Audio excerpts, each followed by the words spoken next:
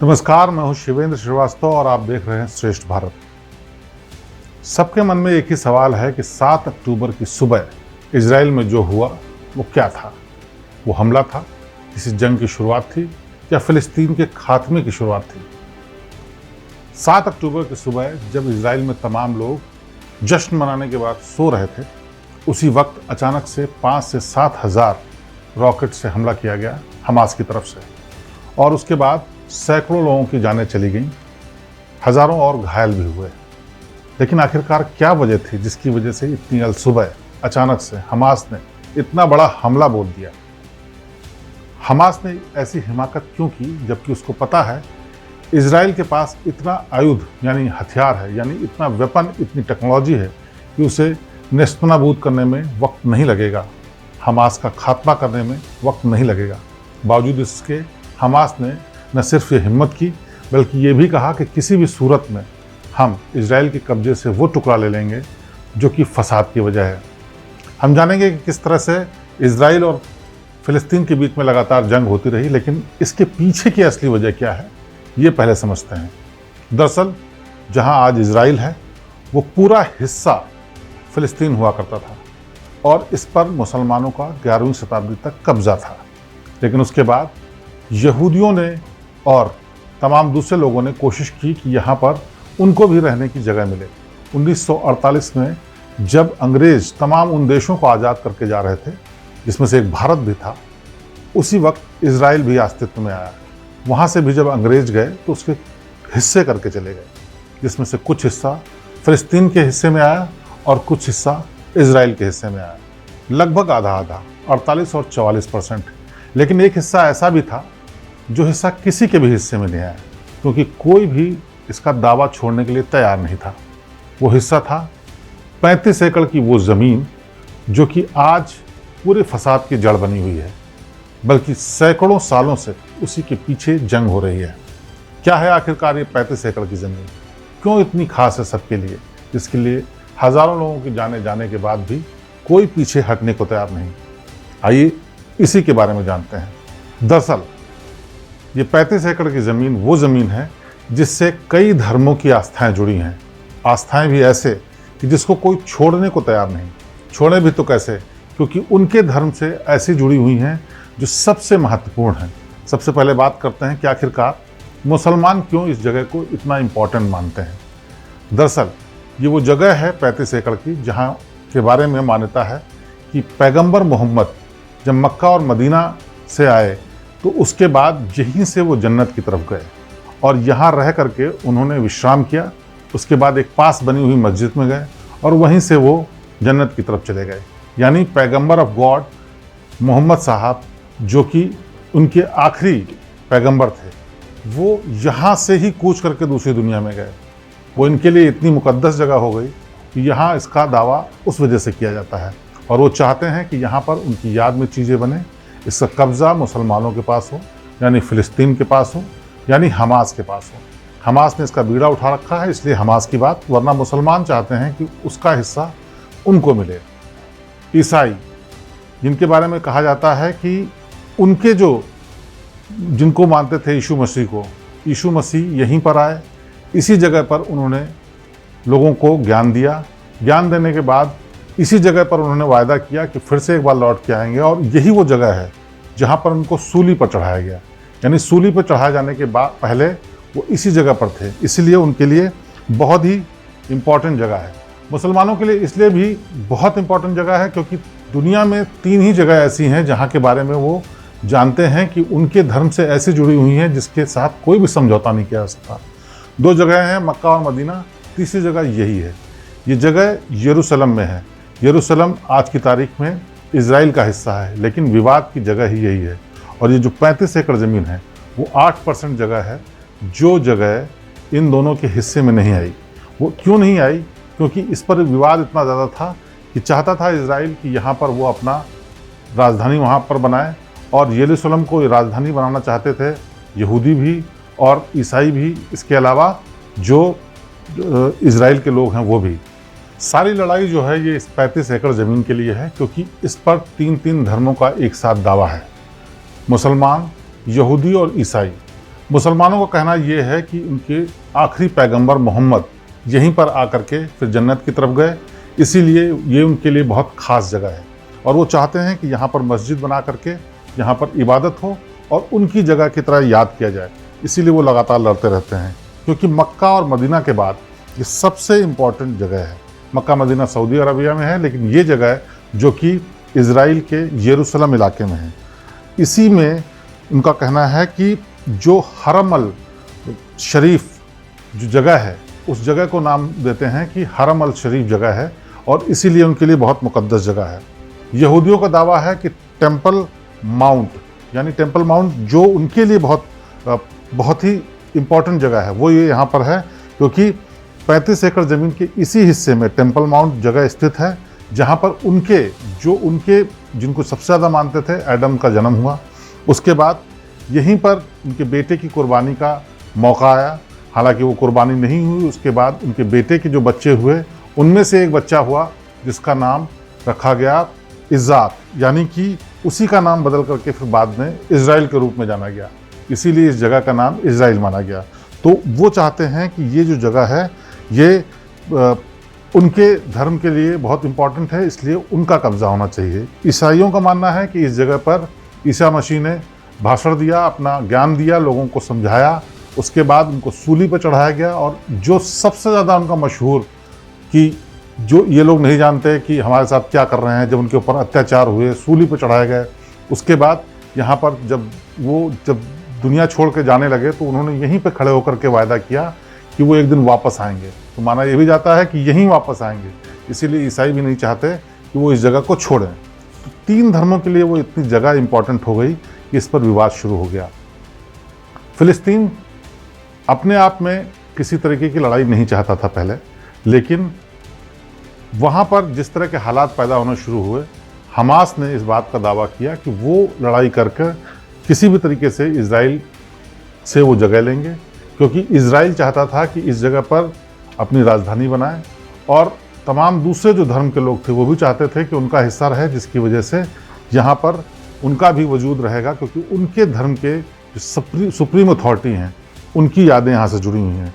चूँकि ये हिस्सा इज़राइल में है, इसीलिए इज़राइल का कब्ज़ा इस पर ज़्यादा था, उसकी सेना ज़्यादा थी, उसका पावर ज़्यादा था। लेकिन जब ये विवाद बार बार बढ़ता रहा तो यूएन ने दखल दिया और यरूशलेम को राजधानी बनाने की इजाज़त नहीं दी, और उन्होंने साफ तौर पर कहा कि इन तीनों धर्म के लोग जो लड़ रहे हैं आपस में, इनमें से किसी का भी न यरूशलेम का कोई दावेदार रह जाएगा, ना फ़िलिस्तीन का इस पर कब्ज़ा रहेगा, ना इज़राइल का रहेगा, बल्कि इसकी देखरेख का जिम्मा भी जॉर्डन जैसी कंट्री को सौंपा गया, ताकि किसी के बीच में विवाद न रहे। लेकिन इसके साथ ये भी व्यवस्था की कि जो एक जगह किसी एक के कब्ज़े में रहने वाली थी, उस जगह पर लोगों का आना जाना लगा रहेगा। वो यहाँ पर अपने अपने धर्म के हिसाब से चीज़ों को देख सकते हैं और यहाँ पर घूम सकते हैं, लेकिन वहाँ पर किसी भी तरीके का कोई भी कंस्ट्रक्शन, किसी भी तरीके की एक्टिविटी करने की इजाज़त नहीं थी।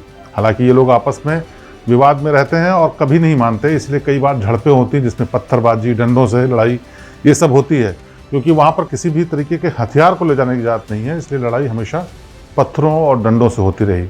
उसके बाद जब धीरे धीरे वक्त गुजरता गया तो इस पर तमाम विवाद होता रहा कि आखिरकार ये किसके पास रहेगा, यरूशलेम का हिस्सा इज़राइल के पास जाएगा या फ़िलिस्तीन के पास जाएगा, ये क्या किसके पास क्यों रहेगा, इस पर विवाद होता रहा। लेकिन जब फ़िलिस्तीन 1948 में दूसरे 2 हिस्सों में बटा, जिसमें से एक वो हिस्सा जो हिस्सा बिल्कुल शांतप्रिय है और एक हिस्सा जिसमें हमास राज करता है। हमास ने जब वहाँ पर कब्ज़ा किया आधे हिस्से में, गाज़ा पट्टी में, गाज़ा इलाके में, तो उसने ऐलान किया कि वो किसी भी सूरत में इज़राइल से इस ज़मीन को छुड़ाएगा, यानी उस 35 एकड़ ज़मीन को छुड़ाएगा जिसके लिए सबसे बड़ा विवाद है। और यही इन लोगों के बीच में झगड़े की शुरुआत से वजह थी। कई बार लड़ाइयाँ हुई और उस लड़ाई में हालांकि हर बार फ़िलिस्तीन की तरफ से हमास को ही नुकसान हुआ, लेकिन इस बार का हमला बहुत बड़ा था और इस हमले की वजह से एक ऐसी बहस शुरू हो गई है कि क्या ये बड़ी जंग में तब्दील हो जाएगा, क्या हमास का वजूद ख़त्म हो जाएगा या फिर आगे क्या होगा। लेकिन एक बात इसमें देखने की ये भी है कि लगातार जिस तरह से फ़िलिस्तीन के इलाकों में इज़राइल ने कब्ज़ा किया है वो भी सवालों के घेरे में है, क्योंकि जब बंटवारा हुआ उस वक्त 48% फ़िलिस्तीन के हिस्से में और 44% इसराइल के हिस्से में आया। बाकी का बचा हुआ 8% का वो हिस्सा था जहाँ पर ये विवाद है, यानी जहाँ पर यरूशलेम है, यानी यहाँ पर ये 35 एकड़ की ज़मीन है। तो उस विवाद के बावजूद, उस फैसले के बाद, उस बंटवारे के बाद भी इजराइल ने कई बार हमले किए, फिलिस्तीन से उस हिस्सों को ले लिया जिस हिस्से पर उनका आधिकारिक रूप से कब्जा नहीं था। आपको जानकर हैरानी होगी कि इस वक्त फिलिस्तीन यानी हमास और उसके बाकी आधे हिस्से के पास सिर्फ 12% है, जो कि 48% हुआ करता था, और ज़्यादातर हिस्सा अब इजराइल के कब्जे में है। और इसका खामियाजा कई बार हमास ने, फिलिस्तीन ने भुगता, क्योंकि इस पूरे ऑपरेशन में इजराइल ने कई बार हमले किए, कई बार कब्जा करने के लिए अंदर तक ज़मीन पर गए और वहाँ पर तमाम लोगों की जानें भी गईं। लेकिन वो एक अलग मुद्दा है। अभी फ़िलहाल मुद्दा इस 35 एकड़ ज़मीन का, जहाँ के लिए हमला 7 अक्टूबर को हुआ, हमास अब सारी दुनिया के निशाने पर भी है। अब इसके बाद जब यहाँ पर इस्टेब्लिश हो गया कि यहाँ पर यरूशलेम में राजधानी नहीं बन सकती है, इजराइल नहीं बना सकता, फ़िलिस्तीन नहीं बना सकता, कोई यहूदी नहीं बना सकता, तो उसके बाद वो जगह सबके लिए खोल दी गई। और उस जगह को खोलने के बाद वहाँ इजाज़त इस बात की दी गई कि सारे लोग वहाँ पर जा सकते हैं, यहाँ पर दर्शन कर सकते हैं, लेकिन किसी भी तरह की एक्टिविटी नहीं कर सकते हैं। हालांकि वहाँ पर इन सब बातों को लेकर लगातार झगड़े भी होते रहे, और इस सब का नतीजा ये हुआ कि जो तकरार और विवाद और टेंशन थी वो लगातार बनी रही। लेकिन इस पूरे झगड़े और तकरार के बीच में वजह सिर्फ वो 35 एकड़ की ज़मीन ही है, जिस पर कब्ज़ा फ़िलहाल इजराइल का है। हमास चाहता है कि उस पर कब्ज़ा छोड़ दिया जाए, कब्ज़ा से छुड़ा लें, और इसीलिए बार बार अटैक करता है। और इस बार जो 7 अक्टूबर को हुआ वो भी इसी वजह से हुआ, ताकि उस जगह से खदेड़ कर यहाँ से इजराइल पर कब्ज़ा किया जाए, इजराइल के इस हिस्से पर कब्ज़ा किया जाए, और अपने मोहम्मद साहब या अपने धर्म के जो तमाम लोग हैं उनको वहाँ पर स्थापित किया जाए। और ये जगह यरूशलेम का जो हिस्सा है 35 एकड़, इसको किसी भी सूरत में इजराइल देना नहीं चाहता। लेकिन बड़ा सवाल ये भी है कि जो ये घटना हुई उसने सवाल उठा दिया है हमास पर, सवाल उठा दिया है इजराइल की उस नेटवर्किंग सिस्टम पर जो कि दुनिया में सबसे ज़्यादा मजबूत माना जाता था, जो मोसाद उनकी एजेंसी है, जो लगातार इस बात के लिए पहचानी जाती रही किसी भी तरीके से कोई भी हमला होने से पहले उनको पता चल जाएगा। और उनका जो डिफेंस मैकेनिज़्म है IDF, उनकी जो इजराइल डिफेंस फोर्स है, वो हमेशा मुस्तैद रहती है। इसकी वजह एक और भी है, क्योंकि इजराइल डिफेंस फोर्स जो है उसमें बहुत सारे सैनिक हैं, और वो सैनिक सिर्फ वो लोग ही नहीं हैं जो लोग नौकरी करते हैं या सेना में भर्ती हुए हैं, बल्कि वो लोग भी हैं जो वहाँ पढ़ाई करते हैं, जो स्कूलों में हैं। वहाँ पर सैन्य शिक्षा बेहद ज़रूरी है और सबके लिए मैंडेटरी भी है, यानी स्कूलों में भी बच्चों को पढ़ाया जाता है कि कैसे युद्ध के समय वो काम करें। तो उनके पास एक लगातार सेना का निर्माण होता रहता है। दूसरी तरफ फ़िलिस्तीन के पास अपनी खुद की कोई सेना भी नहीं है। हमास ने जब गाज़ा इलाके में कब्ज़ा किया तो उसके बाद उन्होंने अपने खुद लड़ाके तैयार किए, खुद दुनिया भर से अपने लिए हथियार जुटाए, क्योंकि ईरान और मिस्र उनका लगातार साथ देता रहता है। इसलिए अवैध तरीके से, वैध तरीके से या जिस भी तरीके से उन तक हथियार पहुंचते रहे। और इस जो अटैक है उसमें बहुत मुमकिन है कि इन्हीं देशों से मिले हुए वेपन्स का इस्तेमाल किया गया, क्योंकि फ़िलिस्तीन के पास अपनी कोई सेना नहीं है, सिर्फ पैरामिलिट्री फोर्स है जिसके पास इतने एडवांस वेपन नहीं है। वो अपने ऊपर हुए किसी हमले को रोकने के लिए कोशिश तो कर सकते हैं, लेकिन किसी के ऊपर अटैक करने की हिम्मत करें ऐसा मुश्किल है, क्योंकि उसके लिए उनके पास पर्याप्त संसाधन ही नहीं है। अब इजराइल ने फ़िलिस्तीन से कहा है कि उन पर अटैक करके वो बदला लेंगे, यानी जो गाज़ा पट्टी का इलाका है जहाँ पर हमास का कब्ज़ा है उस पर अटैक करेंगे। लेकिन इसकी जद में वो हिस्से भी आएंगे वेस्ट एंड के, जहाँ पर वो शांतिप्रिय नागरिक रहते हैं, जो कि फ़िलिस्तीन का हिस्सा हैं और वहाँ के नागरिक हैं।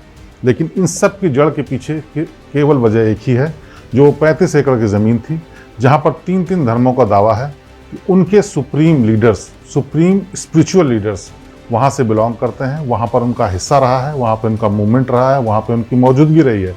तो वो चाहते हैं। UN ने इसका इलाज करने की, इसका हल निकालने की बहुत बार कोशिश की, कई संधियाँ कराई गई, लेकिन किसी भी देश ने उसको ठीक से फॉलो नहीं किया। ख़ास तौर पर इजराइल ने तो कभी भी नहीं, क्योंकि उसके बाद, उस बंटवारे के बाद, उस हिस्से के बाद इजराइल ने फ़िलिस्तीन पर हमला किया, और उसका नतीजा ये है कई बार के हमले में 48% ज़मीन जो कि समझौते के तहत बांटी गई थी, उसमें से 12% का हिस्सा फिलिस्तीन के पास बचा हुआ है। यानी ये विवाद इतनी जल्दी शांत होने का नाम नहीं लेगा। दूसरी बात ये भी जो बहुत ख़ास है वो ये कि इस हिस्से को लेकर के जो दावेदारी है, कोई भी देश, कोई भी धर्म इसलिए नहीं छोड़ना चाहता क्योंकि उसका उनके पास ऑप्शन नहीं है, क्योंकि वो किसी एक देश या किसी एक व्यक्ति का फैसला नहीं हो सकता। उसके पीछे तमाम लोगों की धार्मिक भावनाएं जुड़ी हुई हैं।